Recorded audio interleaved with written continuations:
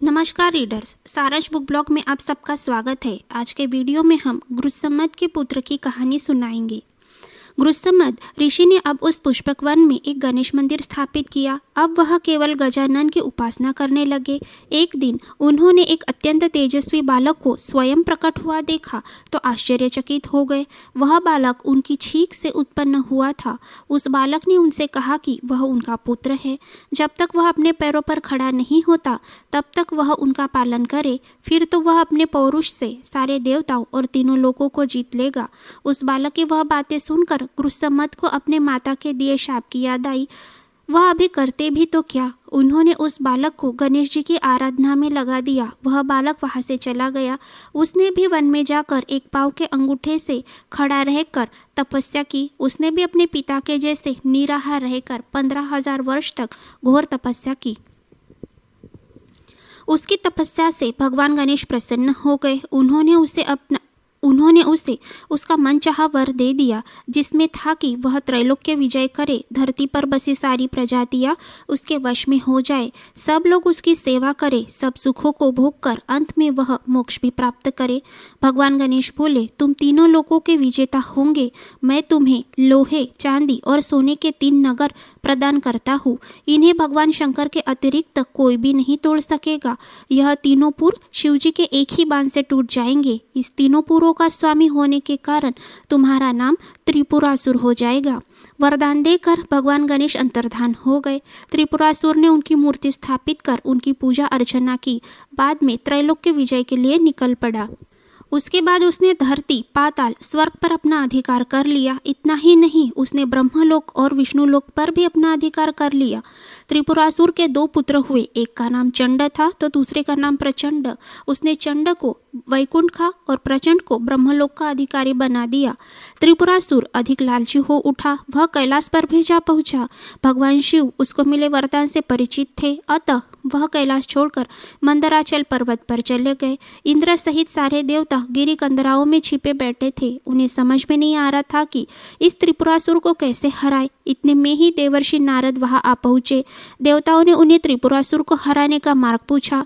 इस पर नारद जी कहते हैं कि भगवान गणेश की कृपा से ही त्रिपुरासुर इतना बलवान हुआ है, इसलिए तुम्हें उन्हीं भगवान को प्रसन्न करना होगा, तभी उसका विनाश हो सकता है।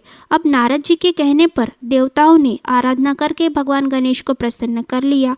भगवान गणेश ने वर मांगने के लिए कहा। देवताओं ने कहा कि त्रिपुरासुर का अंत किस प्रकार हो, क्योंकि आप अपने ही वरदान को मिथ्या कैसे करेंगे। भगवान गणेश ने देवताओं को उनका रक्षण करने का वचन दे दिया।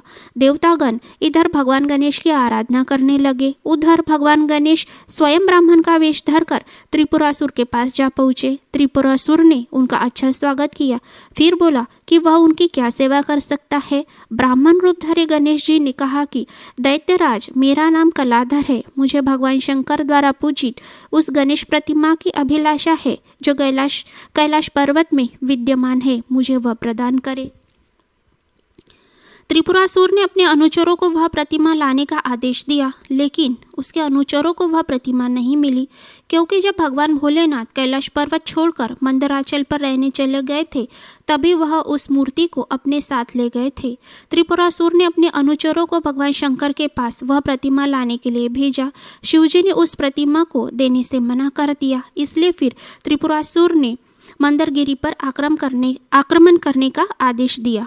इन असुरों के विरुद्ध लड़ाई करने के लिए सारे देवता भगवान शंकर के साथ इकट्ठा हो गए। दोनों पक्षों में तुमुल युद्ध हुआ, लेकिन असुर बहुत ताकतवर थे। इस कारण देवता रण क्षेत्र छोड़कर इधर उधर भाग निकले। इससे त्रिपुरासुर गर्व में भर गया। उसने सोचा, लगे हाथ तो इस भंगे की स्त्री को भी क्यों न हत्या लिया जाए। यह सोचकर वह कैलाश की ओर बढ़ चला, क्योंकि पार्वती माता अभी भी कैलाश पर ही रह रही थी। जब उन्होंने यह सुना तो वह अपने पिता हिमराज के पास पहुंच गई। उनके पिता ने उन्हें एक गुफा में छिप कर रहने के लिए कहा। जब पार्वती जी नहीं मिली तो त्रिपुरासुर उनकी खोज करने लगा। उन्हें पार्वती जी तो नहीं मिली, लेकिन उन्हें भगवान गणेश की एक शुभ प्रतिमा अवश्य मिली। उस मूर्ति को लेकर वह अपने नगर की ओर चल दिया। रास्ते में उसने देखा कि साथ चल रहे अनेक बंदीजन श्री गणपति का गुणगान करते चल रहे हैं।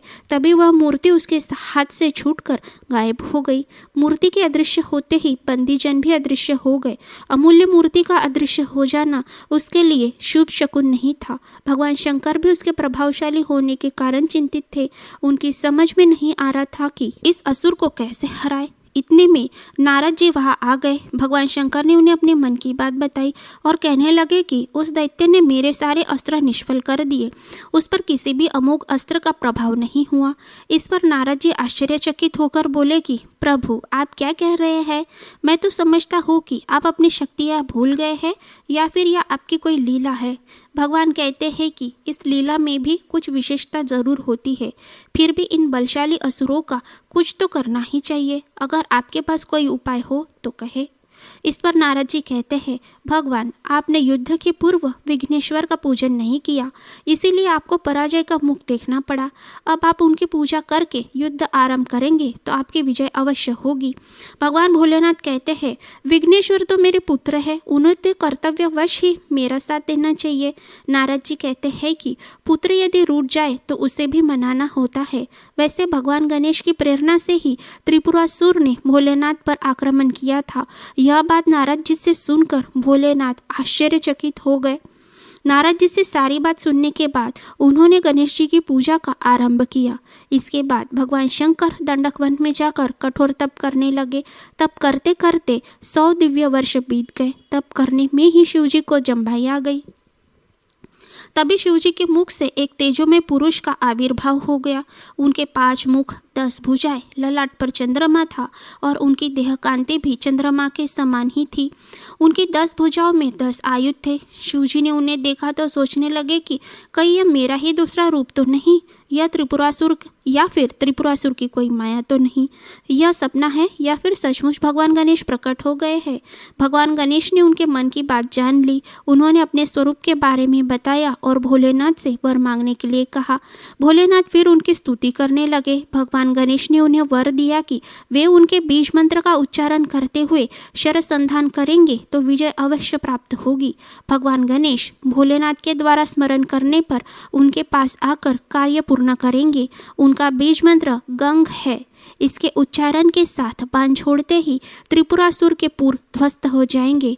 भगवान भोलेनाथ ने जहाँ भगवान गणेश की आराधना की और वरदान पाया, वह जगह मणिपुर नाम से प्रसिद्ध हुई।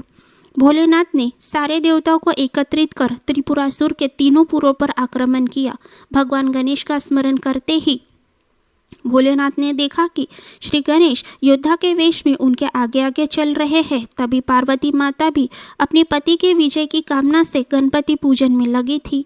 भोलेनाथ के एक ही बाण से त्रिपुरासुर के सारे शहर नष्ट हो गए। उनकी विजय हुई और त्रिपुरासुर मारा गया। इसी के साथ भगवान भोलेनाथ का एक नाम त्रिपुरारी भी पड़ गया। इसके बाद की कहानी अगले वीडियो में सुनाएंगे। तब तक पढ़ते रहिए, खुशहाल रहिए। धन्यवाद।